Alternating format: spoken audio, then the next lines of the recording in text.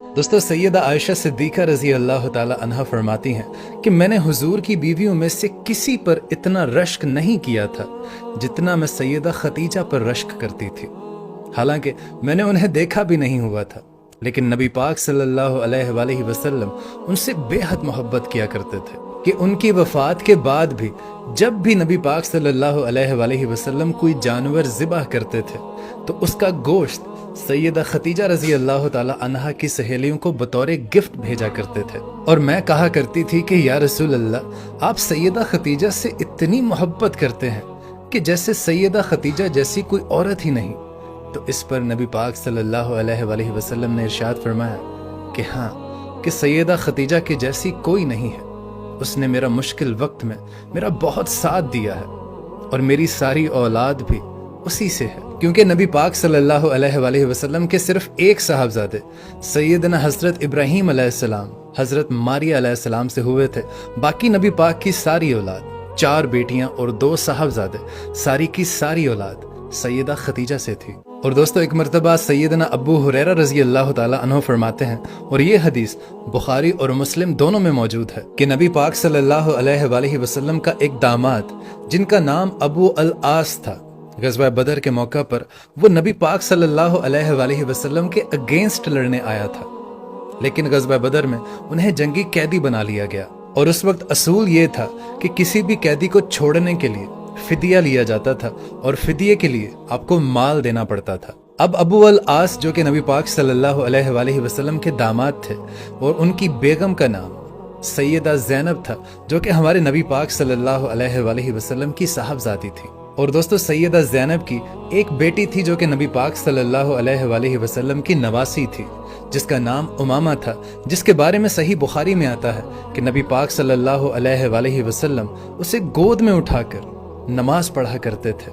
जिस तरह हसन हुसैन थे, उसी तरह सैयदा उमामा भी थी। अब सैयदा ज़ैनब ने अपने शौहर की रिहाई के लिए, जो कि नबी पाक सल्लल्लाहु अलैहि वसल्लम के पास जंगी कैदी की हैसियत से थे, उन्हें छुड़वाने के लिए फिदिये के तौर पर अपने गले का हार नबी पाक सल्लल्लाहु अलैहि वसल्लम को भिजवाया, क्योंकि वो जानती थी कि नबी पाक सल्लल्लाहु अलैहि वसल्लम किसी भी सिफारिश को कबूल नहीं करेंगे और वो ये भी नहीं मानेंगे कि ये मेरी बेटी के शौहर हैं। इंसाफ उस वक्त सब के लिए एक था। अब एक एक करके कैदियों को छोड़ा जा रहा था और नबी करीम सल्लल्लाहु अलैहि वसल्लम को एतमाद में लिया जा रहा था कि फलां शख्स ने ये भेजा है, फलां शख्स ने ये दिया है। और दोस्तों, जब वो हार नबी पाक सल्लल्लाहु अलैहि वसल्लम के सामने पेश किया गया तो उस वक्त नबी पाक सल्लल्लाहु अलैहि वसल्लम पर रिकत तारी हो गई। अब ज़ारों के तार फूट फूट कर रोने लगे, क्योंकि वो हार सैयदा खतीजा का था, जो उन्होंने शादी के मौका पर सैयदा ज़ैनब को बतौर गिफ्ट दिया था। अब जब वो हार नबी पाक सल्लल्लाहु अलैहि वसल्लम के सामने आया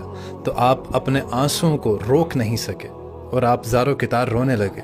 आपने तमाम सहाबा इकराम को जमा किया और उनसे इजाज़त तलब की कि अगर तुम लोग मुझे इजाज़त दो तो ये मैं बेटी ज़ैनब को वापस कर दूं। इजाज़त ली कि ये हार जो मुझे सैयदा ज़ैनब ने भेजा है, क्या मैं इसे वापस उसको लौटा दूं, क्योंकि ये हार मेरी बीवी का है, सैयदा खतीजा का है, जो उन्होंने अपनी बेटी को तोहफे के तौर पर दिया था।